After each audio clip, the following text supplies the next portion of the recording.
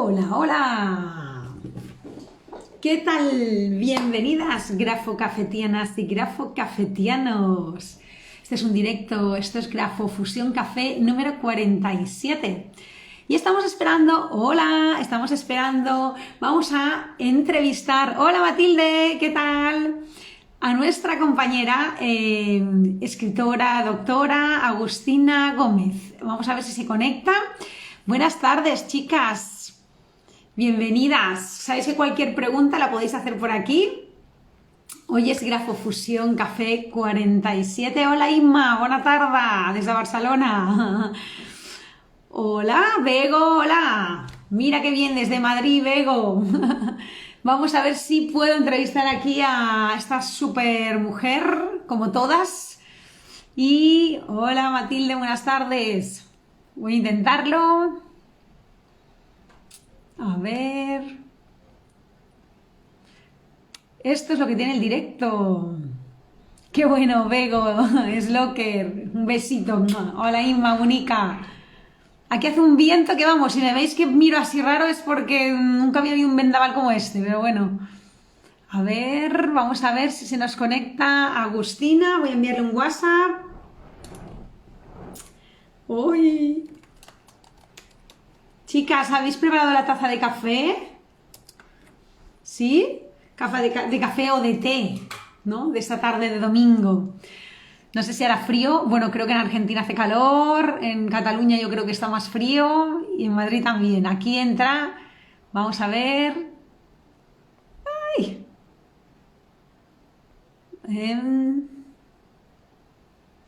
Bueno, vamos a buscar por aquí. Esto es lo que tiene el directo, pero esto es para que vayáis preparando los tesis. A ver si lo he hecho bien. Uy, a ver, hola, hola. Invitar a unirse, sí. Bueno, luego cortaré la parte que no interesa, ¿eh? ¿Se ve? ¡Ay! ¡Ay, que estoy oyendo por ahí una vocecilla! Espérate, que no sé salir. ¡Ah! ¡Hola, Agustina! ¡Bienvenida! Hola, ¿qué tal? Bueno, muchísimas gracias por estar aquí, por permitirme acompañarte y por tenerme paciencia, porque llevamos tantísimo tiempo ahí contactando y al final por una cosa u otra, bueno, pero aquí estamos, así que eso es lo importante. Muy bien. Mira, estábamos saludando aquí porque nos está viendo aquí. Gracias, Matilde. Tenemos aquí a la compañera Inma, también son todas grafólogas las que estoy viendo aquí. Inma de Girona, de Cataluña, estaba preguntándoles si hacía frío. Luego tenemos que Matilde está con un detox, les digo que preparen té y café y dice, yo estoy con un detox. Qué bueno. Y tenemos a varias colegas profesionales que son increíbles también, así que bueno, encantadísima seguramente de escucharte a ti, que eres también un pozo de conocimiento. Y si os parece, bueno, voy a presentar a Agustina Gómez Rodríguez. Sé que muchas y muchos la conocéis, pero bueno, voy a hacer un resumen. Es muy extenso su currículum, pero vamos a hacer como un pequeño resumen. Bien, Agustina Gómez Rodríguez nace en Argentina, en Buenos Aires, y reside en Madrid desde el 2013, o sea que ahora mismo la tenéis en Madrid cerquita. Ella es profesora titular en diferentes máster, como el máster de MBA en oficiales, en módulos de recursos humanos, en máster en neuropsicología, diplomado en neurografología para universidades y escuelas de negocio. Ella, Agustina, se ha formado en universidades de Buenos Aires en diferentes licenciaturas y posgrados. A partir del 2000 inicia su andadura grafológica y sobre todo se especializa en la gestión emocional, obteniendo varios diplomas de honor, como por ejemplo, pues grafoanalista científico emocional, una mención de honor por el Instituto en Buenos Aires, es psicografóloga especializada en selección de personal, firmas y rúbricas, también de la Sociedad Española de Grafología con Mauricio Chandró, grafóloga pública, que esto es por el Instituto Binet, esto es algo que se usa mucho en Buenos Aires, Argentina, técnico en biopsicointegración en Gijón, España, máster en, a ver, que no me pierda, en Dirección y Gestión Innovadora de los Recursos Humanos Morfopsicología, certificado otorgado por Moisés Acedo en Barcelona, diploma universitario de Recursos Humanos y Gestión Innovadora en Madrid, posgrado universitario en Coaching PNL, Liderazgo de Equipos, certificado de Docencia Profesional para el Empleo en Madrid, máster universitario en Coach y, bueno, tiene tantas que ya me voy a perder aquí, titulación oficial, vale, desde Burgos, NEB. Tenemos también un diploma como una excelencia en psicología, es una mención de honor cum laude, ella es doctora, y no solo doctora en psicología, sino además también es médico, o sea, aunque ella no dice que no finalizó, pero en el fondo finalizó toda la carrera, ¿no? Tenemos a Agustina, que es autora de varios libros, ¿no? Además, uno de ellos lo tengo yo, que luego os lo mostraré, que me encanta. Uno de los libros es Tiempos de Resiliencia, Reingeniería, Coaching y Grafología. Otro es Irse, no es dejar de estar, Neurografología. Más allá de la grafología, que te puedo decir que es este magnífico libro súper gordito, que mira, ya lo tengo súper exprimido. De aquí conozco yo a Agustina, me encantó tanto su libro que dije, tengo que buscar a esta mujer porque me encantó cómo explicó y cómo, bueno, es un libro que para los grafólogos y no grafólogos es ideal, o sea, de verdad, lo mejor que he visto, ¿eh? No es, bueno, yo soy muy clara, no es peloteo, es real. Bien, es también coautora empresarias de una manera de estar en el mundo, es una obra colectiva, es autora de la metodología de análisis grafológico resolutivo, autora de metodología reprogramación neuroescritural y premio AENE a la mejor profesora universitaria de posgrados de escuelas de negocio en 2018. Tiene el carnet de investigadora otorgado por el Ministerio de Educación de España. Ella fue también, en su mundo también laboral, ahora sobre todo docente, exdirectiva en el área de recursos humanos, en selección de personal y formación, exdirectiva en el área de marketing, consultora y facilitadora senior, formadora senior en áreas de recursos humanos, marketing y gestión emocional. También, como os había dicho, ella hizo la licenciatura de medicina. No llegó a trabajar en eso porque seguramente se fue para este mundo maravilloso de la grafología, entre otras cosas. También hizo un posgrado en marketing y licenciada en administración en económicas. Bueno, Agustina, increíble. Increíble. Gracias, de verdad. Enhorabuena por este currículum, porque esto es esfuerzo, en el fondo es esfuerzo y tiempo, así que eso es lo que yo agradezco siempre. Y ahora, Agustina, me gustaría saber, que esta es una pregunta que le hago a todo el mundo porque soy muy curiosa, que ¿cómo empezaste en este mundo de la grafología? No sé, ¿cómo te dio por ahí? A ver, yo no creo en las casualidades, sino en las causalidades, ¿sí? Y creo que fue un momento de mi vida detonante por algo, de querer descubrir algo más que no sabía, y no buscar en ciencias ocultas, porque no era ese mi propósito, lo aclaro por las dudas. Y bueno, me acuerdo que investigué lugares que podía realizar, no sabía que la grafología en ese momento que yo comencé, en el año 2000, ya estaba oficializada. Fue Julio Cavalli quien fue el promotor de oficializar la carrera de grafología. Así que bueno, en el Instituto de Investigaciones Humanísticas comencé mi andadura grafológica y tuve yo no sé si es suerte, pero puedo decir que fue la oportunidad, la posibilidad de encontrarme con Alejandra Sabelli, excelente profesional, guardo maravillosos recuerdos de esa época, y fue quien me hizo amar la grafología en cuanto a descubrir un mundo de posibilidades, siempre dentro de determinados conceptos.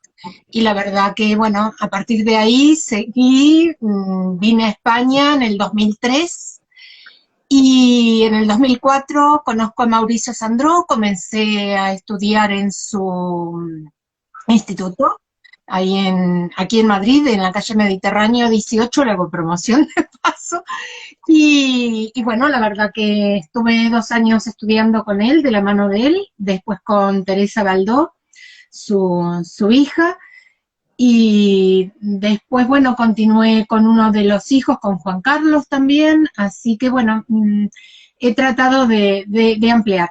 Y ahí me di cuenta que, bueno, podía oficializar la carrera, me fui a Buenos Aires 2 años, como tenía materias de medicina, pude homologarlas, aprobarlas, así que las convalidé de esa manera. Y la verdad que, bueno, hasta hoy que sigo estudiando, investigando, porque no tiene punto final, es como que vas tirando de un hilito y van apareciendo distintas formas, distintas metodologías, y dice, wow, es decir, puedo ampliar conocimientos y también compartirlo, ¿no? Porque de eso se trata, es decir, a mí me gusta compartir lo que investigo. Soy de preguntar, de decir, bueno, a ver, ¿por qué esto, no? Es decir, fundamentarlo. Así que de ahí, bueno, han salido todos mis estudios que están todos relacionados con el ser humano. Es decir, somos seres holísticos, no somos individuos en los cuales somos un cerebro, somos un pensamiento, somos una mente, no, somos todo un conjunto. Y para ello, obviamente, he tirado de distintas ramas de las neurociencias para poder aprender un poquito más, ¿no? Que sigo aprendiendo constantemente y por eso me contacto con otros profesionales que me aportan muchísimo. Sí, además yo creo que además acabas de terminar ahora tu doctorado en psicología bueno, yo creo que, claro, el área esto lo hablábamos el otro día, pero el área de la medicina, o sea, el hecho de estudiar medicina más el hecho de estudiar psicología y además estudiar grafología, esas tres fusiones, ¿no? Hacen que realmente, pues bueno, una profesional súper competente, ¿no? A nivel también grafológico, ¿no? A cada nivel, ¿no? Yo, claro, yo que he estudiado grafología pienso, uy, si hubiera estudiado también psicología, ¿no? Es como que lo nutres. Y yo, de alguna forma, entiendo que la metodología que estás usando, así, o es la de Chandro, o has hecho un mix y ya estás usando tu propia metodología para los análisis grafológicos, si es que haces o ya no haces. Sí, bueno, trabajo realizando sesiones de reprogramación neuroestructural, ¿no? Es una metodología que he investigado y que, bueno, llevo años utilizándola con muchísimos resultados a favor. Y yo creo que uno trabaja los procesos mentales superiores, que es la atención, la memoria, el lenguaje, la percepción, las funciones ejecutivas y las emociones. Eso es lo que permite amplificar con distintas técnicas, con distintas herramientas. Entonces, utilizo una propia metodología basada siempre en técnicas ya también probadas de otros profesionales, ¿no? Entonces, de pronto, siempre digo que las personas somos únicas e irrepetibles, y de ahí que no puedo aportarle la misma técnica, la misma herramienta a una persona que a otra. Entonces, lo primero que hago es lo que a mí me apasiona y siento que es lo que mejor se me da por hacer, por lo menos hasta ahora es lo que me dicen, y es indagar no solamente en el texto de la persona a nivel grafológico, no, sino también a nivel de firma rúbrica. Entonces utilizo una metodología que a mí me da muy buenos resultados y que se usa muy poco, lamentablemente, pero bueno, yo utilizo la metodología de los cuadrantes de Roger Michelin. Y la verdad que es algo que me da muy buenos resultados. Mira, tengo acá por las dudas, esto lo armé yo, no sé si se llega a ver. Sí, no se ven las letras dentro, pero sí se ve en los cuadros ahí como tres cuadros arriba, tres cuadros abajo. Bueno, en realidad sería, a ver, te lo voy a mostrar en pequeñito.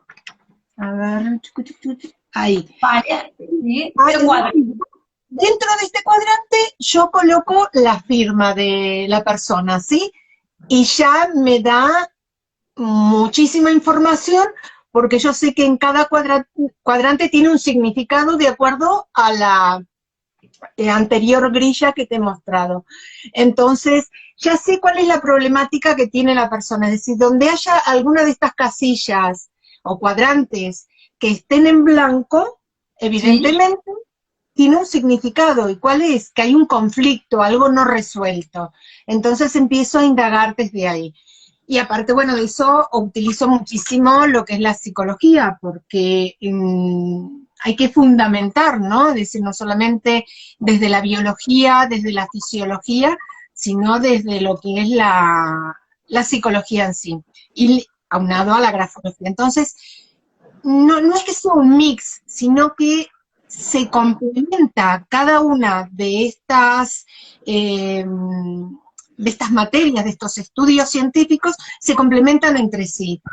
No es que se superpongan, solo se complementan y me ayudan a indagar un poco más, ¿no? Es decir, yo trabajo mucho el tema de la técnica del niño herido, por ejemplo, técnicas... es una técnica en grafología, perdón, en psicología. ¿Eso es la técnica del niño herido? Sí, es de psicología, sí. Y utilizo, bueno, otras técnicas de psicología también que me ayudan muchísimo a indagar un poquito más, como yo digo, yo no lo digo, lo ha dicho obviamente Jung en su momento, indagar en el baúl de los recuerdos, ¿no? Es decir, quizás hay una dicotomía entre lo que es el coaching, ¿sí? Cuando hacemos un coaching base, no hay que indagar en el pasado, hay que estar en el aquí y ahora. El tema es que si yo detecto justamente a través de esta grilla grafológica, detecto algún conflicto, algo no resuelto en su pasado, es eso lo que hay que indagar, porque evidentemente esto es como si tienes una herida y únicamente la limpias por encima y dejas que por dentro continúe su proceso que quizás no es lo más sano. Entonces, a veces hay que indagar, hay que escarbar un poquito en el ayer, porque el conflicto de hoy no resuelto viene justamente del pasado, del ayer. Entonces, es un tema muy delicado para trabajar y obviamente siempre es con la anuencia, con la predisposición del cliente, ¿no? Una Pero sí. pregunta, Agustina. Por ejemplo, ahora nos estabas enseñando esta grilla de 9 cuadrados, de 9 rectángulos dentro. Y entonces yo entiendo que si tú ubicas, estás usando la simbología del espacio, ubicando el pasado a la izquierda, el futuro a la derecha, arriba el idealismo, abajo la parte más biológica, ¿no? Entiendo que estás usando también en esta grilla, es un poco, tiene que ver con la simbología del espacio, ya no me acuerdo, de Pulver. De Max Pulver, sí. Lo que sucede ¿Es que... correcto esto que digo, que pregunto? Que no sé, es una pregunta. Sí, se basa justamente en la simbología del espacio. Lo que pasa es que confluyen varios factores, porque por un lado tienes lo que es pasado, presente, futuro, después tienes abajo toda la parte más instintiva, la parte biológica, como bien has comentado, en el medio tienes toda la parte emocional y arriba de todos tienes toda la parte más racional, más espiritual. Si tú metes un cerebro dentro de esta plantilla, vas a encontrar exactamente lo mismo, es decir, hoy la teoría justamente del cerebro triuno está totalmente dejada de lado porque no está considerada científica, pero sí viene a colación en cuanto a cómo entender las partes del cerebro, nada más que a nivel gráfico, ¿sí? Entonces, si en la parte de abajo tenemos toda la parte más instintiva, más biológica, tenemos justamente la parte del cerebro reptiliano, el más antiguo, ¿no? En cuanto a evolución.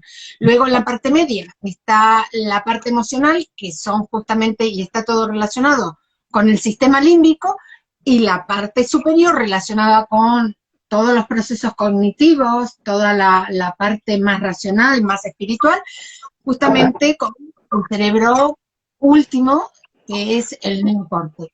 Entonces, está todo relacionado, es decir, yo cuando me pongo a indagar digo, es como que puedo tomar la anatomía, la fisiología, la psicología, la grafología, y están todos tan correlacionados que somos individuos, es decir, somos personas que tenemos todo un conjunto para analizar. Entonces... O sea, ahora ya estoy entendiendo un poco más, en el sentido de, acabo de entender un poco más. Has usado este cuadro, que es una grilla, donde aquí se estaría inspirado en la simbología del espacio de Max Pulver, que luego tiene cada espacio corresponde con un tipo de cerebro también. Y ese tipo de cerebro, entiendo yo, que claro, si tú escribes de esta forma, o sea, tú al poner la grilla, usando la firma, si la firma está muy a la derecha, hablaríamos de un cerebro pues más derecha, por ejemplo, derecha-centro, hablaríamos de un cerebro como más ubicado en el sistema límbico, como decías, y esa persona o esa escritura, ¿cómo se liga o qué tendrá en común? No necesariamente. Primero, entender qué es la firma, ¿no? Es decir, la firma es nuestra biografía abreviada. Y eso lo decía, me acuerdo, Sandro. Y con respecto a la rúbrica decía que es nuestro andador emocional, ¿no? Es decir, es como nosotros necesitamos sostenernos muchas veces por los diferentes motivos que nos sentimos en minusvalía. Entonces, el tema es no, si yo coloco la firma en ese cuadrante, y ahí es donde a mí me indica determinadas características, pero no es que si la firma está más a la derecha o no, porque es que jamás va a estar, es decir, va a haber partes gráficas de la firma que puedan tender más hacia una parte que a la otra. El tema es cuando esto obviamente se hace con reglas milimetradas, ¿no? Es decir, tengo que encuadrar bien la firma para que encastre justo en los cuadrantes. El tema es, si la persona es más emotiva, va a ser una firma más alargada, más en la zona media. Si es una firma que tiene prolongaciones hacia arriba, es decir, que tiene ampas, va a tender justamente a una parte más racional o espiritual. Y si las jambas, es decir, lo que son los pies de las letras, tienden a ir más abajo, va a tener una connotación a nivel de biológico o a nivel de la parte más involucrada, ¿no? Entonces, hay que ver distintas partes, inclusive cada una de las partes, estas como las que fui comentando, hay que comenzar justamente por aquí, y aquí es justamente el lugar donde la persona es concebida cuando nace. Entonces comenzamos la historia de la persona en el cuadrante 1, porque todo esto pertenece al pasado, es decir, es su historia pasada, ¿sí? Entonces tengo que ir con el cuadrante 1, el 2 y el 3, y voy viendo cómo va evolucionando y qué rasgos hay en cada uno de estos cuadrantes. Y después, bueno, voy a lo que es el presente, el actual, y luego a futuro. En grafología, la parte de futuro está relacionada con los proyectos, es decir, cómo yo los llevo a cabo. Si en realidad los voy a lograr sin esfuerzo o con esfuerzo, si me detengo en el camino, todo eso. Y después cada uno de estos cuadrantes de aquí abajo están relacionados con la psicología, porque aquí toda la parte pulsional está relacionada con la parte del helio, acá con la parte emocional el yo, y aquí arriba con la parte del super yo. Entonces, como verás, todo está relacionado con la psicología, con la medicina, con la grafología. Es decir, son el tándem en el cual yo más que nada me apoyo. Y después, bueno, técnicas que sí están relacionadas obviamente con la psicología. Claro, por ejemplo, entonces, neuropsicología o neurografología, digo yo que será distinto. Nuestro título de hoy era neuropsicología y grafología. Y yo me pregunto, neuropsicología. Claro, ¿cuál es? O sea, yo entiendo toda la relación, pero ¿cómo lo podríamos poner a un efecto práctico? ¿O cómo podríamos bajarlo? Veo un texto ¿Y cómo aplico la neuropsicología, las neurociencias o la neurografología ahí? ¿No? No sé, estoy como intentándome meter en tu cerebro, ¿eh? Con todo ese conocimiento. Está todo relacionado, aunque tienen conceptos diferentes. Por un lado, las neurociencias, con ese, no es la neurociencia porque no es una, son varias, porque son el resultado de la fusión de muchas disciplinas científicas. Es decir, ya algunas más o menos las fui nombrando, ¿no? Que es la biología, la anatomía, la fisiología, la bioquímica, la farmacología, la psicología, la neurología. Es decir, es una fusión de todas estas disciplinas. Luego, tenemos que pensar cuáles son los procesos mentales superiores, que los había comentado antes, que están relacionados con la atención, la memoria, el lenguaje, la percepción, las praxias, las funciones ejecutivas y las emociones. Y acá en las emociones es donde yo me detengo porque, bueno, es donde más he investigado y donde me llama más la atención, ¿no? Porque las emociones están a flor de piel, no hay emociones positivas ni emociones negativas, solamente hay emociones en un determinado contexto que se pueden utilizar bien o se pueden utilizar mal. Es decir, en la actualidad, lamentablemente, el miedo a lo desconocido nos hace imaginarnos quizás temores que no lleguen a pasar. Y nuestro cerebro está programado de tal forma que ante lo que es el miedo, el temor, se encienden unas luces rojas y a partir de ahí es donde empezamos a indagar de dónde viene, cómo mejorar esa situación. Yo siempre digo que las emociones jamás se deben controlar, lo que se deben es gestionar. ¿Por qué? Porque el cerebro es muy cómodo, no le gusta gastar energía, le gusta controlarnos a nosotros a través de los pensamientos.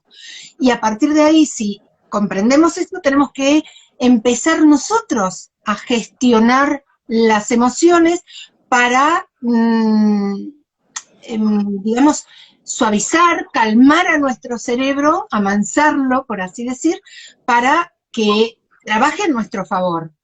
Entonces, para eso existen técnicas, tanto en psicología, en programación neurolingüística, en distintas áreas, como es el coaching, por ejemplo, y se puede mejorar.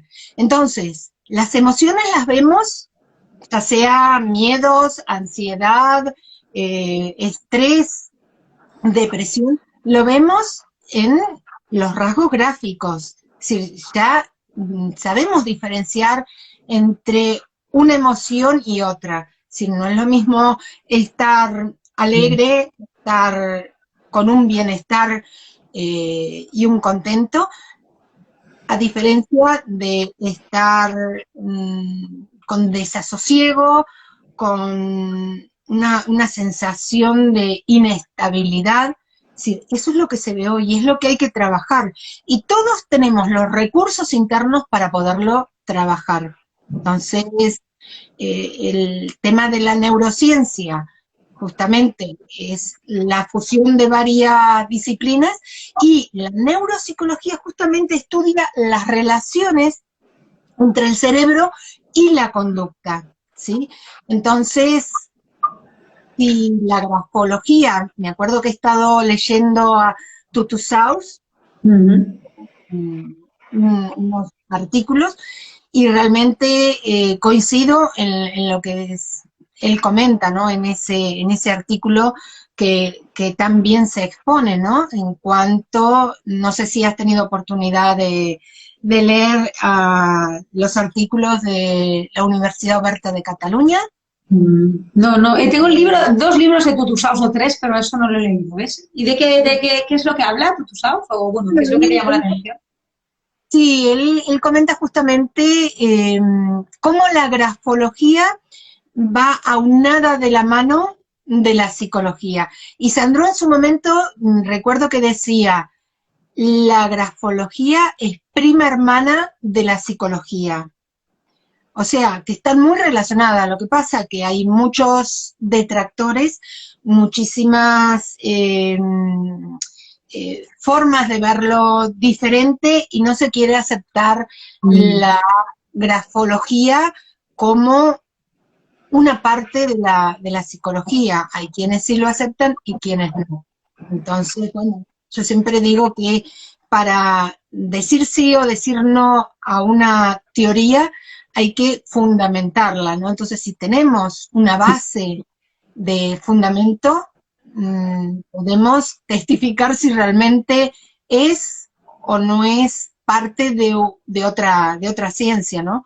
Y Claro. aparte, bueno, la grafología todavía es mucho anterior en cuanto a conocimientos que la psicología, ¿no? La psicología ha ido evolucionando, ha ido mejorando, aunque actualmente hay quienes comentan que la psicología tendría que evolucionar todavía mucho más, ¿no? Es decir, al ritmo de cómo se están haciendo las distintas investigaciones de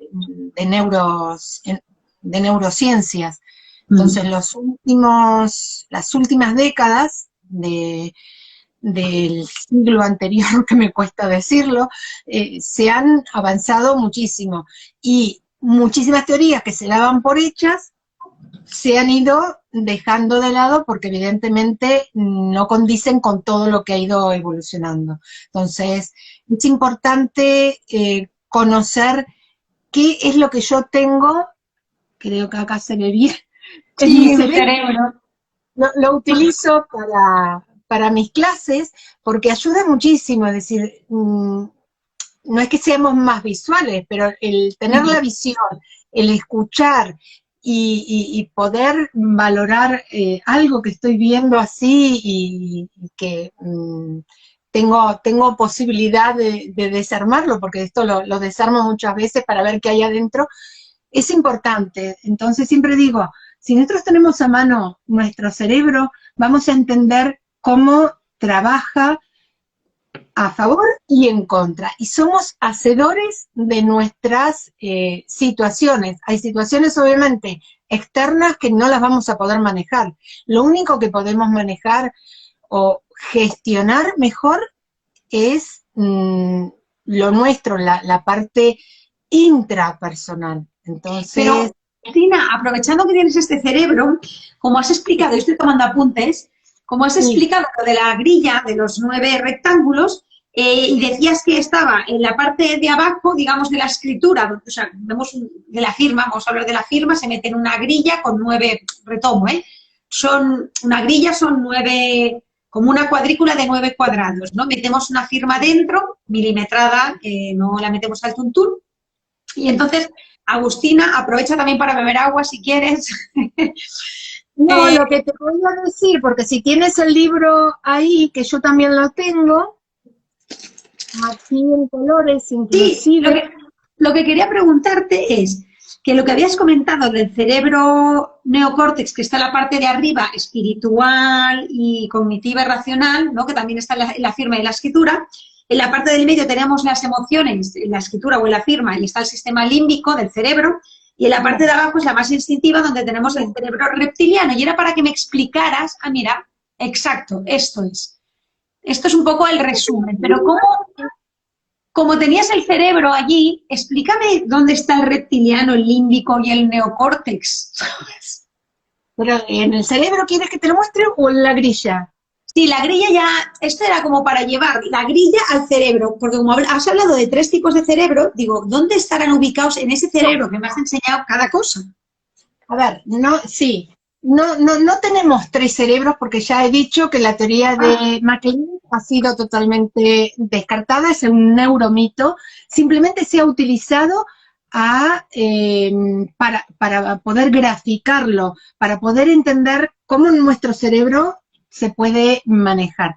Es decir, si este es nuestro cerebro, esta parte de aquí abajo, ¿sí? Que está formada por el bulbo raquídeo, tenemos, digamos, imaginariamente, virtualmente, no es que sea específicamente ahí, sino que a nivel gráfico, más que nada para entenderlo.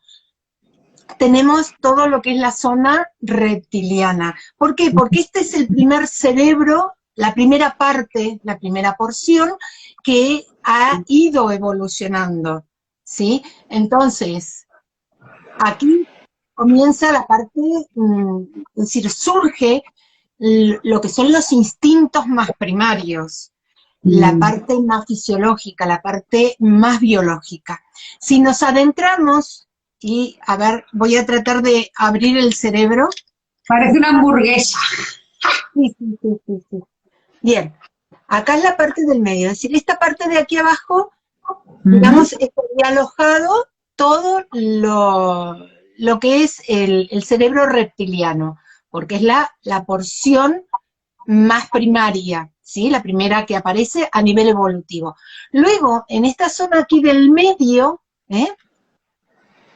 evoluciona el cerebro en millones de años y aparece todo lo que está compuesto por el sistema límbico, es decir, están los ganglios basales, está la amígdala, no esta, sino la amígdala de aquí, la amígdala cerebral, es decir, está el hipocampo, relacionado justamente con la memoria, ¿no?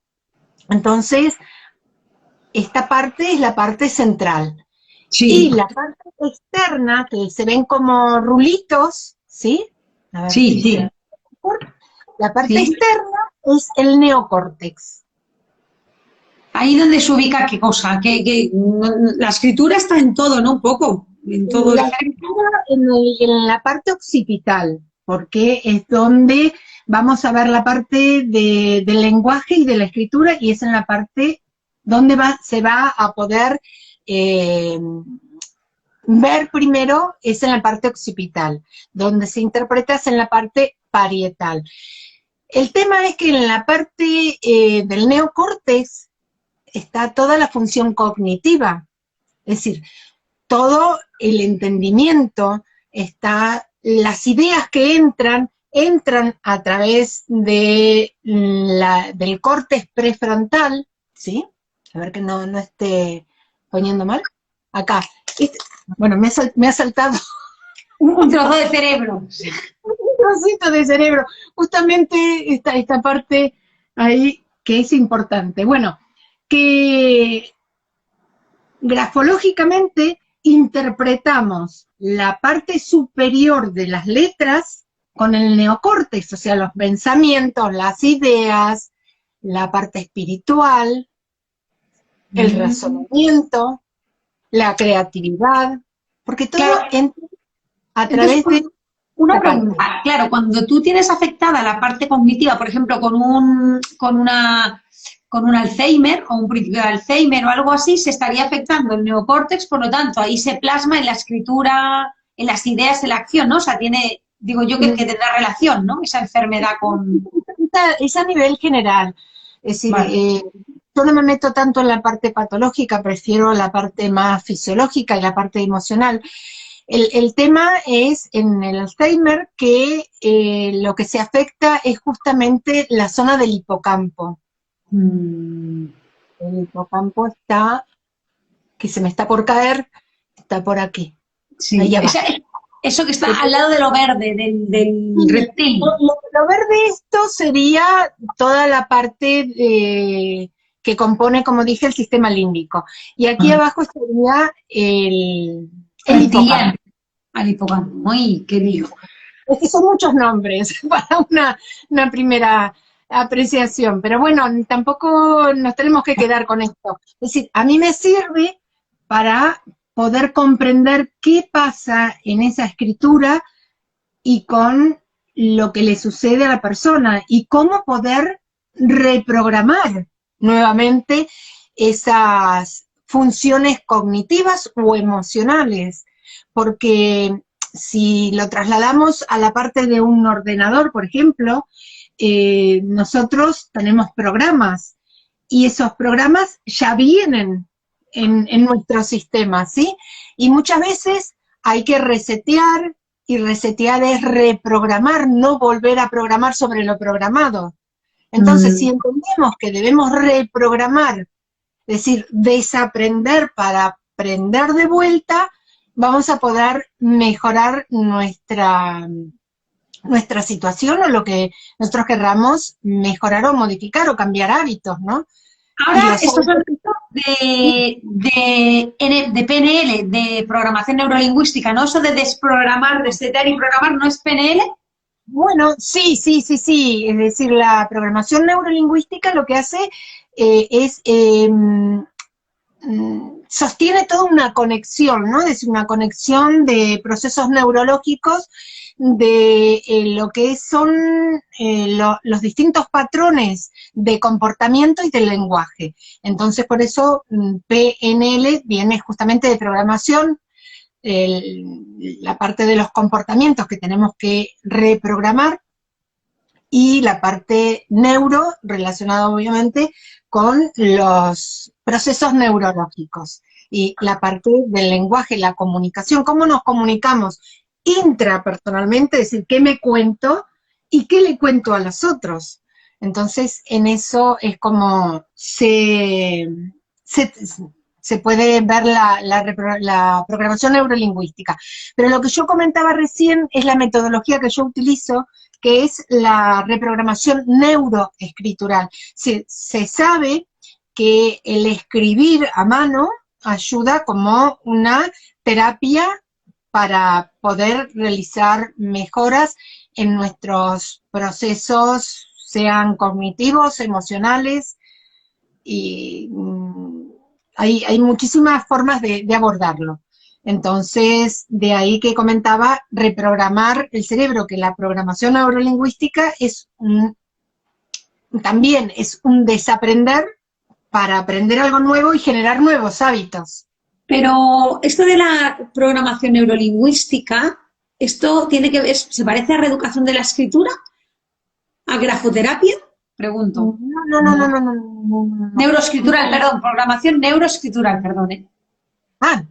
Sí tiene una base de grafoterapia, tiene su base. Lo que pasa que he tomado diferentes, digamos, teorías, diferentes técnicas que se incorporan a este nuevo formato de sesiones. Es decir, en un mes una persona puede generar nuevos hábitos, aunque tiene que seguir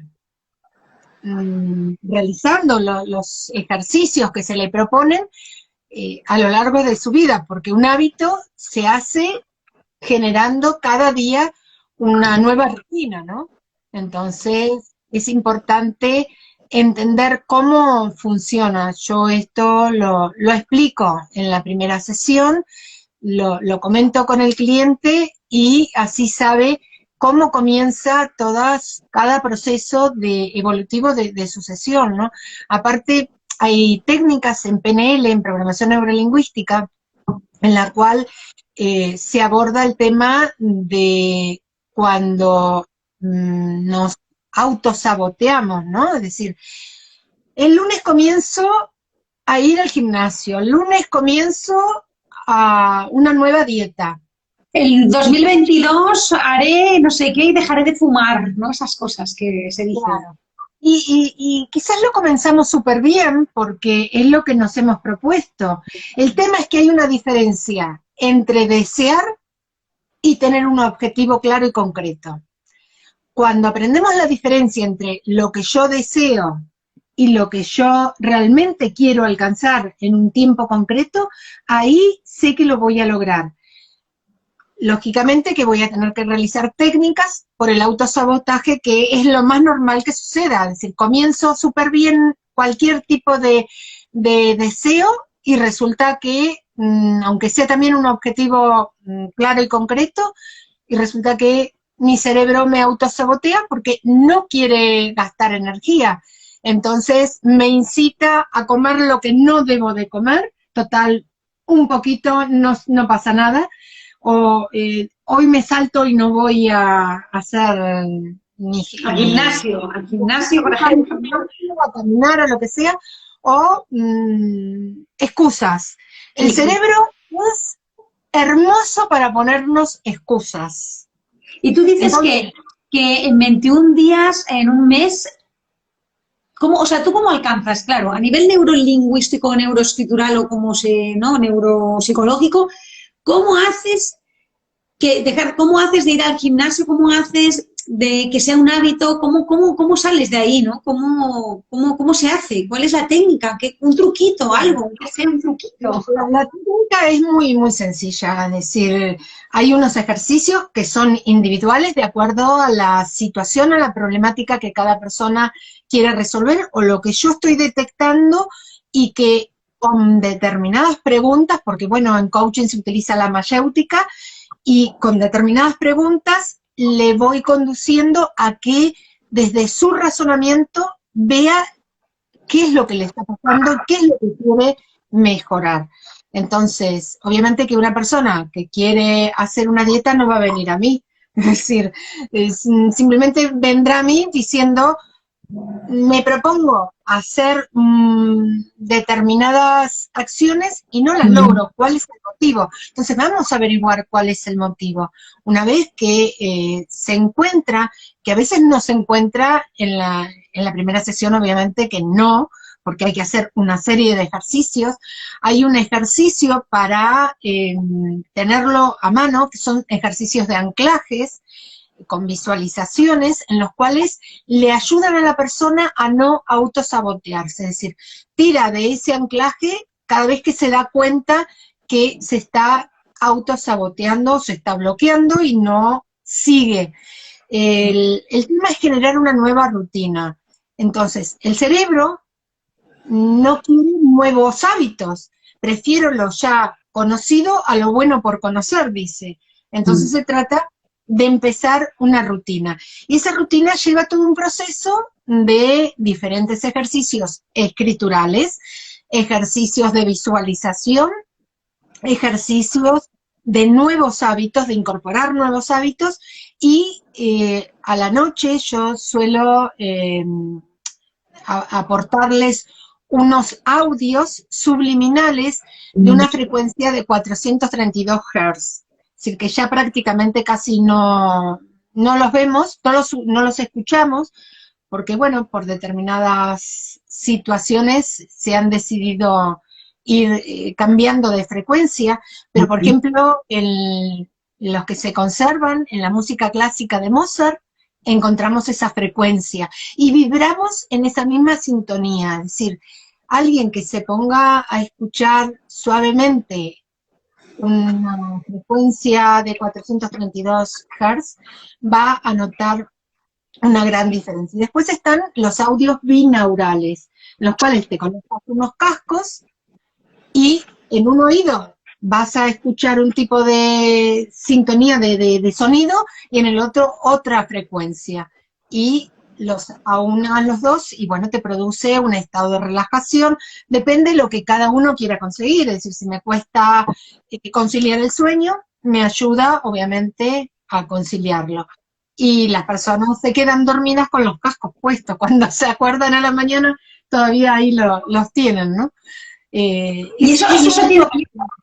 eso viene de la formación en psicología o viene de la formación en neurociencias o en neuropsicología. O sea, esa formación, ¿de dónde te viene esto de los audios y todo eso? ¿De qué disciplina, a qué disciplina pertenece? Bueno, el tema de los audios está más relacionado con las terapias alternativas, ¿no? Si bien el tema de los sonidos ya se vienen estudiando desde hace muchísimos, muchísimos años, siglos puedo decir, el tema es que queremos lograr con ese tipo de estudio, ¿no? O utilizarlo. Ya te digo, es decir, es aunar distintas técnicas, distintas teorías y extraer lo mejor de cada una. Bien, y ahora estaba pensando, como tú, bueno, no sé si tiene que ver con tu tesina, tu tesis que hiciste de psicología ahora que acabaste hace poco, pero no sé, yo te preguntaría que cuál es la última, si ha habido, ¿no? investigación, así como investigación o hallazgo, ¿no?, más reciente que hayas descubierto o que hayas puesto en práctica o que hayas, no sé, o que estés en ello, ¿no? Así como compartir a lo mejor alguna novedad de tus investigaciones, así como una más reciente. Lo más reciente, obviamente, es la tesis doctoral que presenté sobre la desactualización en neurociencias que influye en el desarrollo personal y académico en los profesores universitarios. ¿Por qué? Porque no todos los profesores universitarios, dependiendo las materias que dominan, utilizan las neurociencias, utilizan la psicología. Entonces, muchas veces el desarrollo de su programa académico difiere de cómo tendría que llegar al alumno, ¿no? Entonces, cada alumno obviamente tiene su problemática y de pronto si manejo 200 alumnos, claro, no se puede individualizar muchísimo. El tema es detectar quién necesita más del profesor y con ello poder ayudarle, ¿no? Entonces, la tesis la basé justamente en que debemos actualizarnos, primero los profesores, para poder ayudarles a los alumnos y que haya materias relacionadas con las neurociencias, porque es fundamental comprender qué nos sucede, por qué nos sucede y para qué. ¿Qué tenemos que aprender? Entonces, el mal de este siglo XXI es la ansiedad, el miedo, el desconcierto, que tenemos una razón, obviamente de peso. El tema es cómo lo sobrellevamos. Es decir, el tema de haber estado encerrados, hay personas que lo han llevado muy, muy mal, sobre todo personas que tienen ya trastornos mentales. Una persona que está bien y no ha sabido mejorar sus emociones, de aprender a gestionarlas, evidentemente es necesario comenzar, no solamente en las universidades, que es donde yo me desenvuelvo, sino desde el principio, o sea, en las escuelas yo no sé cómo se dice aquí en España, párvulos, Sí, jardín de infantes. guardería, párvulos, lo mismo. Y comenzar ya a que los niños aprendan a gestionar sus propias emociones, ¿no? Porque vemos niños con unos berrinches, porque se les ha acostumbrado de una manera y ahora, claro, cambiarles cuesta, ¿no? Entonces, aprender técnicas sencillas para poder gestionar. Por ejemplo, yo he estado impartiendo mindfulness para el Ayuntamiento de Madrid y he hecho mindfulness para niños con mamás. La verdad que ha sido una experiencia enriquecedora y había niños que les costaba poner foco de atención en lo que se les decía y bueno, empezaba el tema de que quiero esto otro, no quiero esto, entonces saberlos reconducir, ¿no? Y claro, hay que empezar por mamá y papá también. Claro, yo por ejemplo, ahora que estás diciendo esto, en las últimas, cuando estaba dando hace poco en el proyecto de Cruz Roja, que estaba haciendo Stop Disgrafía, pues estaba haciendo reeducación de la escritura con niños y niñas. Y es muy curioso porque en las sesiones yo, la primera parte hago pues respiraciones, se puede llamar mindfulness como, ¿no? En el fondo son respiraciones y es relajación, ¿no? Y me llamaba la atención que cuando eres adulto te dicen, o en yoga, cuando te practicas yoga o algún deporte, dicen, no, respira como si fueras un niño, ¿no? Entonces cuando yo les hacía a ellos respirar lo que a mí me decían, que respire como un niño, y veía que esos niños les costaba mucho respirar o sea, hacer esa respiración que va desde la barriga, subiendo por el tórax, aquí amplía los pulmones y vuelve a bajar, ¿no? Esa respiración que para los adultos o con el día a día a veces hacemos como las respiraciones que solo están en esta parte, ¿no? Y yo me doy cuenta también, ¿no? Y como practico yoga es como que tengo que intentar concienciarme de hacer toda esa respiración profunda desde la barriga hacia arriba, ¿no? Y me llama mucho la atención que estos niños y niñas les costara más que a mí casi respirar. Y yo decía, uy, pero si los niños se supone que ya tienen que respirar como niños, ¿no?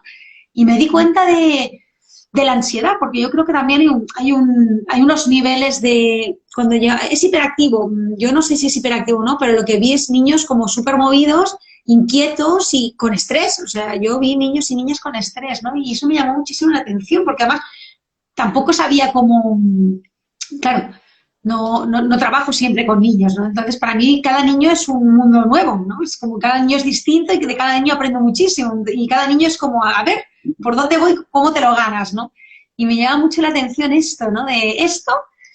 Y luego los niños de ahora que van con las mascarillas, que claro, para respirar, yo tenía todo abierto y con la distancia, pero se tenían que quitar la mascarilla, pues no se la querían quitar.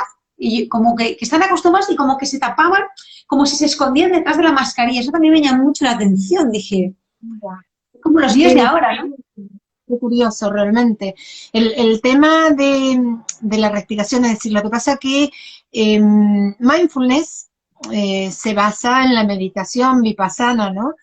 Y tienen tanto yoga como cualquier otra meditación trascendental, tienen sus orígenes, sus componentes que son bastante similares. Lo que pasa que en mindfulness no se juzga el pensamiento, es decir, se deja que pase, y es centrarse en la respiración. ¿Cómo estoy respirando?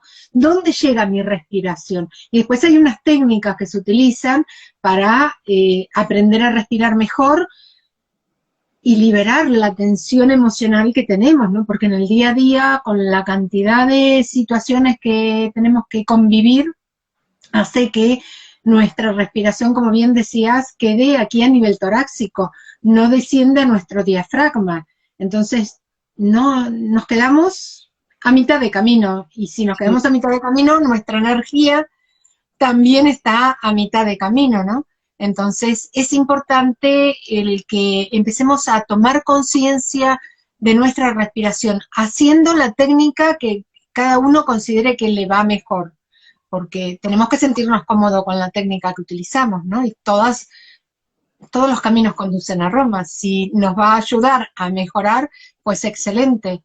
A mí la que he hecho otro tipo de meditaciones, y realmente la que veo que me ayuda más para el día a día sobre el estrés que llevo con a veces mi trabajo, pues el utilizar mindfulness, desconectar y conectar y centrar mi respiración me ayuda bastante. ¿Y alguna recomendación, si alguien se quiere formar en mindfulness, alguna recomendación de escuela o profesional o terapeuta o lugar? ¿Tienes alguna? Si se te ocurre, Agustina, si no... A ver, yo lo que sucede es que mindfulness lo hice en la universidad, entonces me he formado directamente a través de la Universidad Isabel I de Burgos. En Madrid hay escuelas de mindfulness muy buenas, en las cuales he asistido. Ahora no recuerdo el nombre, pero... bueno, ya te lo preguntaré luego por saber y curiosear, ¿no? Para aprender más, sobre todo para aplicar estas respiraciones yo al menos en los procesos de reeducación de la escritura, reeducación gráfica, ¿no? Aplico esto. Y como me llevo siempre sorpresas, y al final tengo que buscar como muchos tipos de respiración diferente o de formas de explicar, porque a cada niño o niña le viene de una forma o de otra. Y hay unos que les cuesta mucho y quieren otra, ¿no? Y bueno, y yo estoy cogiendo. Tengo mi canal de YouTube, en el cual cada vez que subo un vídeo relacionado con mindfulness, dice tiempo de mindfulness, ¿sí? Y aportó muchas técnicas. Hay una técnica que es la técnica 4-6, que son en 4 tiempos inspiro y en 6 tiempos expiro. Y siempre conectando con el aquí y ahora. Esa sería una de las técnicas. Cuando estamos escribiendo, esa técnica es válida porque ayuda a que, inclusive cuando realizamos la presión y cuando extendemos o o volvemos a nuestro yo, ayuda a que la escritura sea mucho más, más sana, ¿no? Que nos ayude a mejorar en algún aspecto. Fíjate que eso de la respiración de forma intuitiva, ¿eh? Porque no lo he leído en ninguna parte, sino que con el yoga y eso, pues no sé si me equivoqué o no, pero yo pensé, cuando tomo aire por la nariz, subo el trazo y cuando bajo el trazo, expulso el aire, ¿no? Entonces lo vi como muy natural, Sí. ¿sabes? Así, por todo por la nariz, ¿no? Y entonces a los niños y niñas en la pizarra grande les decía, a ver, cuando sube el trazo, inspira, inhala, ¿no? Y cuando bajes, expira, exhala, ¿no? Así como... Y me di cuenta también de la mega rapidez, que era como la respiración iba por un lado, el garabato por el otro, y yo dije, Dios, es como empiezo, ¿no? Y yo decía, wow, o sea, era como, ¿no? ¿no? Y dije, bueno, hay algunos que sí que logré, ¿no?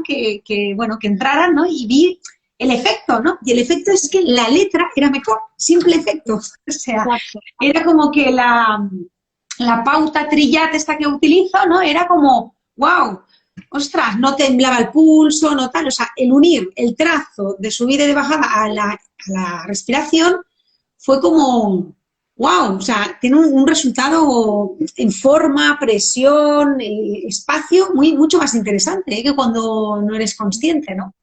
Claro, porque estás conectando tu parte consciente con la parte inconsciente y hay una puerta muy subliminal para pasar de un lado a otro. Entonces te estás centrando, estás poniendo foco en la respiración y en la escritura.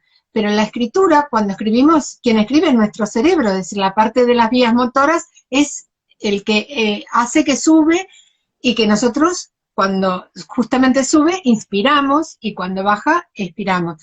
Entonces, eso hace que el trazo no sea tan rápido, sino que sea más lento, y al ser más lento también nos ayuda a descomprimir esas emociones que tenemos a veces ahí reprimidas y sobre todo los niños que son así, ¿no? Que saltan en todo y los ves que son efervescentes, pero porque claro, su energía la sueltan de una manera muy espontánea, ellos no piensan cuáles van a ser las consecuencias. Y el hacerle este tipo de ejercicios que dice, la verdad que es muy, muy productivo para ellos y para ti como un profesor, ¿no? Porque, bueno, ayuda a que se calmen también Sí, un sí, sí. poco. La verdad que aprendes mucho. Yo cada sesión de reeducación aprendo más de lo que enseño, de lo que aporto. Lo tengo muy claro esto, ¿no? Por eso bueno, me encanta, ¿no? Y ya Claro. estamos llegando casi ya al final. Entonces, nada, me gustaría preguntarte, pues, aparte de tus libros, que ya he visto varios libros de los que he comentado antes que me voy a comprar yo personalmente, porque a mí me cuesta mucho entender el cerebro con la escritura, no hay manera, era como, mira que lo he leído y lo he mirado y no hay forma, ¿eh? Para mí es todo un mundo, así que seguro que una de las lecturas recomendadas son las tuyas, eso lo tengo claro, pero aparte si quieres o se te ocurre algún libro para profundizar en el tema de la neurografología, neuropsicología y grafología, no sé, alguna autora a lo mejor que te haya aquí despertado y que quieras recomendar. Yo el que recuerdo, lo que pasa es que he utilizado tantos libros que ahora quizás tampoco los he preparado, pero Introducción a la Neuropsicología de Porteliano Pérez, que es de la editorial McGraw-Hill, es realmente la base para entender un poco lo que es la neuropsicología desde lo que es la parte neurológica, la parte anatómica, y después la psicología, ¿no? Es decir, cómo aunar el proceso entre el cerebro y la conducta. Ese sería uno. Y aún así te digo, este mismo, aquí lo tienes todo también desglosado. Ah, el que, sí, sí, este también me lo he mirado. Lo Claro. leas, porque tienes muchísimos dibujos, no sé si he puesto, bueno, se comenta sobre todo el tema del cerebro, ¿no? De cómo relacionar cada parte del cerebro, aunque trabajan en conjunto. No, no es indiviso, sino es todo un complemento. Pues este todavía yo no he llegado aquí. Este es el tuyo. Pero este no he visto dibujitos del cerebro, este también habla del cerebro, esta parte no la he visto. Es posible, es posible que no haya puesto dibujos. Ah, vale, vale, vale. Vale, será en el apartado de grafopsicología, a lo mejor. Es posible, no sé, tendría... Bueno, este libro yo lo recomiendo, de verdad, gente, porque es increíble. Es De Agustina está súper bien. Yo la conocí por ahí. y, bueno, es de cero. De ¿Eh? cero que es Bueno, mucha investigación. Sí, lo busco, no te preocupes, seguro que todo no he llegado, ¿eh? He ido leyendo partes así claro. y estrujando partes, o sea, ¿ves? Algunas partes, pero me quedan. Vale. Yo hago exactamente lo mismo. Los libros los voy marcando o le pongo señaladores porque veo que esa es la parte, aparte los subrayo, aunque dicen que no hay que hacerlo, yo sí, para mi parte visual es mucho más fácil detectarlo. Bien, entonces, como libro nos quedamos con el Porteliano Pérez, Introducción a la Neuropsicología. Introducción a la neuropsicología, es un básico. ¿Porteliano o Portellano? Yo las Elien las llevo fatal. Es Porteliano. Ah, vale, con dos L's, vale. Me pregunta aquí Ángeles de Referencia Grafológica si este libro está en Amazon. ¿Tú lo sabes, Agustina? ¿Lo has sacado de ahí? Amazon lo debe de tener, estoy segura que sí. Es del año 2010, o sea, está, es básico, pero bueno, hay muchísimos de neuropsicología, hay muchísimas investigaciones. Yo extraigo mucho de Google Académico. En Google Académico tiene desde este año 2002 todas las distintas investigaciones científicas. Entonces pones neuropsicología y te aparecen todos los estudios realizados hasta la fecha. Generalmente lo importante es poner no más de 5 años, porque todo lo que está de 5 años para atrás ya es como que ha quedado un poco, digamos, a ver, no es que no esté bien, simplemente que hay muchas investigaciones actuales y bueno, hay que actualizar. Pero bueno, hay clásicos y básicos que se apoya la neuropsicología, la grafología, la medicina, así que tienes mucho. Agustina, me están preguntando, Matilde, la compañera, que tu libro este, que es hermoso, si lo encontramos en la Casa del Libro. Yo no me acuerdo dónde lo saqué. En la Casa del Libro está en el Corte Inglés, bueno, en España hay muchos lugares, está en Amazon. Vale. Sí, además el tuyo también, ¿de qué año era este? Este yo creo que es bastante actualizado. 2018. ¿Del? 18. Ah, pues yo que lo veo como súper, o sea, está, para mí está súper actualizado, ¿eh? Está como muy, bueno, es que a mí me encantan tus esquemas, la verdad, súper pedagógico, súper claro, la verdad que sí, ¿eh? Muy bueno, es una pareja de profe, que tienes vocación y que encima se te da bien. Bueno, pues estamos llegando al final. A ver, ya hemos dicho lo de los libros. ¿Qué más? Luego, para cerrar, consejos, orientación que darías a las personas que están en este ámbito, que siguen caminando en el ámbito grafológico o que se quieren adentrar, no sé, así como unos consejos de aliento. A ver, consejos no me gusta dar, simplemente aporto sugerencias. Eso. A ver, quienes estamos en este tema de grafología, yo siempre digo que sigamos investigando, no nos quedemos con lo aprendido, sino con miras de ver un poco más allá, poner foco que hay otras formas de hacer las cosas y que tengamos como pilar troncal siempre la grafología y después que, bueno, ampliemos con otros temas que se relacionen, que se fundamenten. Para quienes quieran iniciarse, es un camino precioso y hay que hacerlo el camino con profesionales que realmente les apasione lo que hacen, que hay muchísimos, no me cabe la menor duda. Yo he encontrado profesionales muy serios que han investigado, siguen investigando, así que es un camino que ayuda en un principio al autoconocimiento, porque tenemos siempre esa cosa de querer saber cómo somos nosotros, aunque nos cuesta aceptarlo. Y después, bueno, yo me acuerdo cuando comencé que a mis hijos, a mis amistades, a todos les pedía que me hicieran un texto para poder analizar, ¿no? Y es algo que le pones ahí, que dices, wow, ¿qué puedo descubrir, no? ¿Qué cosas son las que hay? Y realmente es la pasión que uno le pone a lo que emprende y aprende. Y luego Entonces, una cosa, Agustina, ahora que bueno, luego, espera, dos cosas, que no se me olvide. Uno es, pero te voy a hacer las dos preguntas para que no se me olvide a mí, ¿eh? Una era